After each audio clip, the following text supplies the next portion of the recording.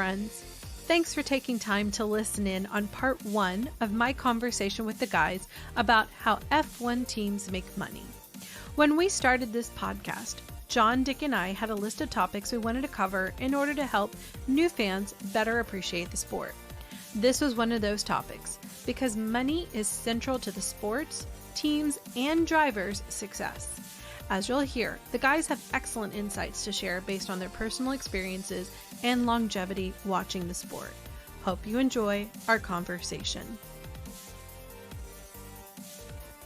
Okay, guys, here's my next question that I think the group should discuss because it's one that we've been having offline, and it was one that I posed to you both. How do F1 teams make money? John, you were kind enough to write out a list of some key headlines that relate to answering that question. I know it's something both of you have great insights in, so I'd like to use that as the framework of how we'll approach this time of conversation between the three of us. I'm going to list it out, and then John, I'd like you to take the first one, which is one. You noted driver academies are where the up and coming drivers pay for the opportunity to be identified with the team. The second one is that you guys said drivers who bring in sponsor money with them. And third, commercial partnerships, which can be products or services or even research. And fourth, commercial relationships that are brand building for the company. Fifth are points that are based on driver standings, and then the team standings, meaning the year before, affects the income of what the team will have for the future year. And then sixth, selling part of the team to investment bankers or even acquisition companies. So John, I'm going to start with you. Driver academies, what is that? And what do you mean by they get to pay for the opportunity to be identified? Is that what I hear? Red Bull Driver Academy, Ferrari Driver Academy? Yeah, all of the teams have driver academies, and basically what happens is that this sport, by the time a driver qualifies to be considered for a Formula One drive, millions have been spent, millions of dollars, in several years. So what happens is, going back, if you go back into the 60s, there was no such thing as sponsorship even at that point. People raised money generally. There were all sorts of schemes to come up with money, but they eventually figured out that as drivers come up, they can earn money by selling to the drivers who are good an opportunity to drive for the Ferrari Academy, the McLaren Academy, the Williams Academy, and so forth. And that generates revenue. And so what happens then is that the drivers will be affiliated with that academy. They'll get some support from the academy in the form, generally speaking, of advice and sometimes engineering support and that sort of thing. They'll be placed with smaller teams in lower formula that have a contractual arrangement with the manufacturer, with the Formula One team. And so that's how that works. And a driver, or more accurately, generally, his supporters, those people who have bankrolled this millions of dollars that it takes to get to this level, will pay the Formula One team for that driver to be in an academy. You still have to earn your way. You have to be qualified. But they even have competitions where they bring several drivers in who are up and coming, and they contest against each other in order to qualify to offload a lot of money to the Formula One team. I'm not a sports enthusiast on anything but F1. We've already established this, I think, in other conversations, but I've always heard of minor league baseball and farm teams. Is this like that, or is it kind of a variation on that? Well, it's kind of like that, except that, my understanding of farm teams in baseball is that they don't get paid a whole lot, but they do get paid. And generally speaking, the driver academy kids coming up, they get paid by their sponsor, whoever's backing them. But unless there are arrangements I do not know about, most of the drivers do not get paid as they come up through the ranks. But it is a farm team sort of concept. Okay. Dick, you want to add in on this? Yeah, I think, it's kind of interesting because I do think that there is a certain level of prestige. Yeah, these guys buy their way in, but it's like John was saying, it is also a bit of a meritocracy. You know, it's sort of like, yeah, I need to throw the cash at the team, but on the other hand, if you're fairly hopeless as a driver, they're probably not going to take you regardless of how much money they throw at you. I could be wrong on that, but you know, a team could be really desperate for cash. I mean, we know that Williams a few years ago was very desperate for cash, but for the most part, these guys, not so much. I mean, and you do see on a very small scale, the driver academy with other teams and other series as well. Same concept. Well, it seems like with the academy, it's not just the financial, but also the prestige. Like if you are getting up to that level, regardless of if you're giving them money, you had to have, like you said, the meritocracy aspect of it. But if a team was desperate for cash, it wouldn't be in your best interest to put in somebody who's not good, because that's going to devalue the brand. So you got to be still very careful about how much money you're willing to do. John, going back to what you said about supporters, are supporters like family, friends? Is that business? Yeah, it can be any of those and a combination of those. Clearly, some people come to the sport with family money, and that is willing to be spent. But for the most part, I think at some point there's so much money involved, unless your father's a billionaire, that you have to have a business relationship with someone or several companies in order to go forward. And you have a lot of examples of this. And if you just kind of watch over the years, the brands that show up on the cars, and more particularly on the drivers' helmets and uniforms, those are people that have been with them from the beginning. For instance, Ayrton Senna had Bancos de Santander on his helmet always, and on his car sometimes. And that was because when he left Brazil, they were backing him, and they continued to back him all the way through his career. Interesting. So that's a level of loyalty and early investment that these companies can expect. I'm assuming each of these drivers who are going to have individualized contracts, or is there contracts that it's kind of standard? This is what you do when you go into the driver academy. Well, the academy, the Formula One team will have a standard contract, but all contracts, as you know, as a lawyer, are subject to negotiation. So those, you know, for instance, I think it was probably Mick Schumacher who had an opportunity to go to the Red Bull or the Ferrari team academy, and he chose to go with Ferrari instead of Red Bull. That may have been a good choice or not, but there were some reasons for that with his family history and that sort of thing. But it is dependent. I would say also that people like Santander, they don't come into this just out of passion. Generally, that's a business relationship, and the value proposition for the business is that they'll invest less money at the front end than it would cost to be in Formula One at the back end. So in other words, they're investing over the course of a few years some amount of money, but their gamble is that they will end up in F1 on their driver in front of television and other opportunities. It's a long-term ROI play. So I guess the reason I was asking these questions is not only the lawyer in me, but also for Americans or people who are around a driver. In my head, I usually think of like a young kid. The importance of that, their advisors, to be seeking out legal counsel, to have someone in their trusted group who does know business and negotiate, especially if you have a young driver who's showing promise and skill, that people could come in early and do the long-term play, as you just said, or organizations, investors. And you should be really savvy to that and understand that that's sitting out there. I guess that's why I was asking a little more of those questions. Yeah, the driver definitely needs expert help along the way. I mean, how does he know? You know, I've negotiated contracts, and those contracts included items like, are you going to have new tires for the test days, or are you going to be using used tires? And of course, the team would rather use used tires because that's cheaper for them. Mhm. But you have to, those are the sort of things you have to negotiate and specify.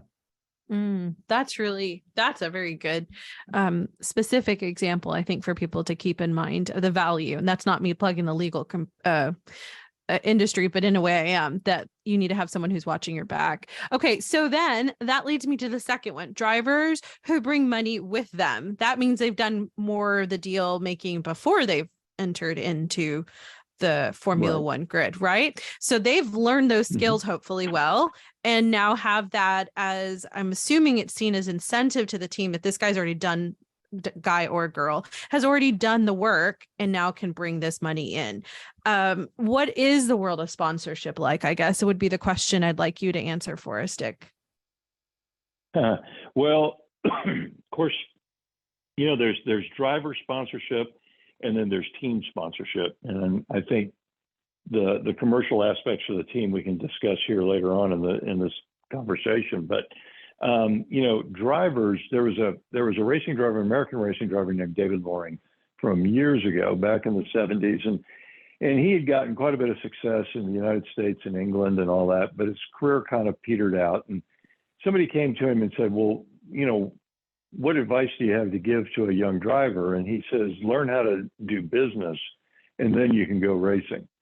And I think that's actually really, really good advice. And I think that a lot of these young guys coming up, of course, you can't expect a 15-year-old to be able to walk into a boardroom of a corporation and say, here's why you need to sponsor me, right? And so they, at that stage, the parents are still involved. And so the parents who are wise will be building out a network of people who can open doors for them, who can,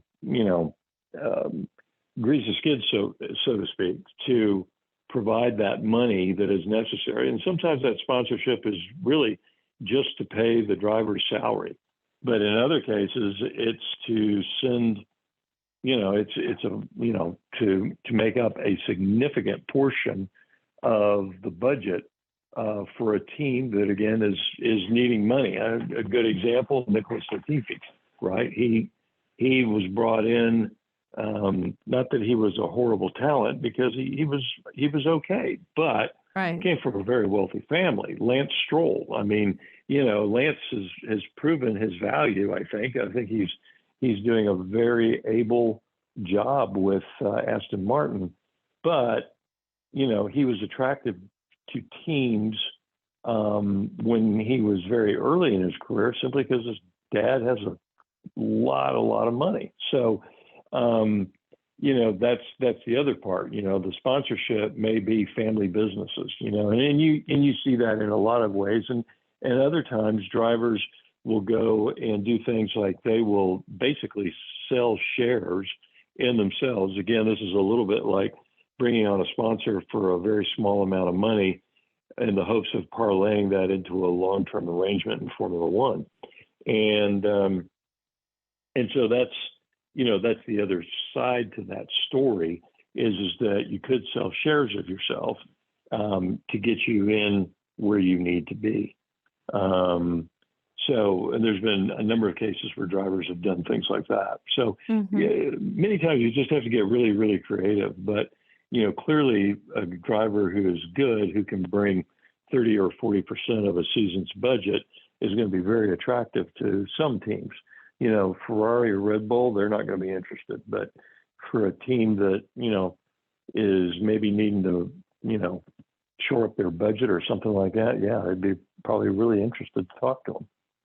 Well, this idea of future shares, I feel like it was you and me, John, who had a conversation last year during silly season. Wasn't it Oscar Piastri that there was some kind of some element of this where someone in his past had a contractual right to him getting into F1, or am I imagining this conversation? No, that's accurate. He had a business arrangement with a sponsor, which was a retail company, I believe, back at home. And that company had an arrangement with him that said that they would get X amount of his salary from F1, assuming he made it there within a time period. I think it was 10 years. And he got the job within the 10-year time frame, but he didn't start the job until after the 10-year time frame, if I've got the time correctly. And so they had a big legal battle over whose rights were abridged in that situation. Right. Okay. Because when you were speaking, Dick, it made me think of that in comparison to what I often hear people. It seems on the social media as I see this, people calling Nicholas Latifi, Lance Stroll pay drivers, but it seems like all of them are paying to some extent because you're bringing in the money to finance the ongoing needs of the team, which I think is no different than in any corporate organization where you have, like, especially a nonprofit, where you have a development team, fundraising team. Those people are technically paying for their own salary, which is part of the organization's sustenance to keep them going forward. I just have never understood why it seems like it's a derogatory term that I've inferred when people call them, oh, they're just a paid driver. Is that because they're juxtaposing the driver from the driver academy type of person who more you can't see my air quotes right now, but like more meritocracy based? Do you see my question trying to analyze this, gentlemen? John, you want to take that? Yeah, I get your question. But there is a distinct difference between a person who earns their way to Formula One, for instance, by winning the major European Formula 3 championship, and then the next year winning the Formula 2 championship, and then the next year testing in Formula One and being quicker than his, already established teammate. So there are still drivers who do make it based on merit, Senna, Schumacher, Lewis, others, who really do make it based on merit. Now, do they have backdoor deals with people? Schumacher had a deal with Willie Weber, who put up the money to get him a F1 test. So there are arrangements, but they still make it on merit. There are also driver schemes. Back in my time, the Winfield School in France had a program where on merit, the person who was fastest that year at the school after a competition won a fully sponsored drive by ELF in the French Formula 3 series. And that was where Alain Prost and René Arnoux and Jean Alesi and several other, 20 or 30 other Formula 1 drivers came through. So there is merit, and that's why there's some, although certainly less now, derogatory feeling about drivers who are there simply because they bring the dollars. Okay. All right. Not all drivers get there who deserve to be there. Right. And I think that's a good point to bring in, is that there's so many people who we don't get to know their names, we being people like me who are still very new to the sport. While those of you who are rookies who have been watching the F3, F2, and even the other feeders that are more regional, these guys and can say, but for the business aspect of this, these people could, by virtue of skill, be there just as strongly as any of the other people that we're seeing globally. Let me move on to commercial partnerships, which I kind of feel like that this is a good segue to that. John, do you want to take that and give a little bit of brief, and then Dick, you could add in some more color? Probably the most clear example that everybody would get is AWS, Amazon's services.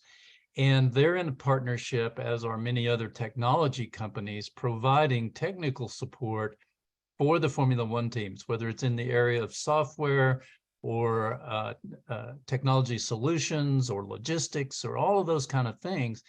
And so these are monies that the team would have to spend with someone, but they will come together and they'll have some kind of arrangement where part of the service or product will be maybe cash, and part or all of it will be services. And it's the entire reason that Haas Formula One team exists. It's not because Gene Haas is dying to be a Formula One team owner, although he's happy to be, but Gene Haas sells CNC machines to all of Europe and is dominant in that field. And he wants to make sure that his machines stay the dominant product in the CNC industry. And so it becomes a very, very important platform for him to have his company present and represented. Mm-hmm, mm-hmm. Dick, you want to add in color on that too? Yeah, I just think that, there's just so many different ways that you can peel that onion, right? And, Gene Haas, great example, but, you think about McLaren, right? I believe they've been tied in with Marriott for a long time. Well, they go to a race, they take a bunch of hotel rooms, just as an example. And, they don't have to pay for hotel rooms for, several hundred people that go to these races. So that becomes quite a sum of money at the end of the year. And of course, the beautiful thing for Marriott is that it kind of costs them money, but it doesn't cost them money, And so it certainly is something that is a relationship that works well for teams like that. It's those services are needed. They were going to be paid for anyway. So here you are, and here's the service, and it probably costs the supplier of that service pennies on the dollar compared to just writing a check that would be of equal value, to the true value of those services. So yeah, that makes sense. That makes sense, especially when you bring up the Marriott, like when the races are happening. So if you block out those weeks on that calendar, at that specific location, you can recoup the costs that you would have to the general public or other clients. Theirs might see an incremental to offset the costs that it's already capital that's been outlaid. That makes sense. Okay, friends, what did you think of the conversation so far? What are your thoughts about driver academies, sponsorship, and pay drivers? Drop me a line via email, Sabrina at 2guysagirlandf1.com. New to the podcast? If so, take some time to catch our earlier episodes. We think if you're a new or casual fan of F1, then you'll benefit from our F1 101 episode. You might also enjoy our series Deep Dives with Dick. If you want to learn a little bit more about John, Dick, and me, then you might enjoy our individual episodes where we discuss our F1 origin stories. And with that, let me say, that ends this conversation. But rest assured, we'll keep talking and you can keep listening in because we're just two guys, a girl, and F1. For John, Dick, and me, Sabrina, thanks for listening.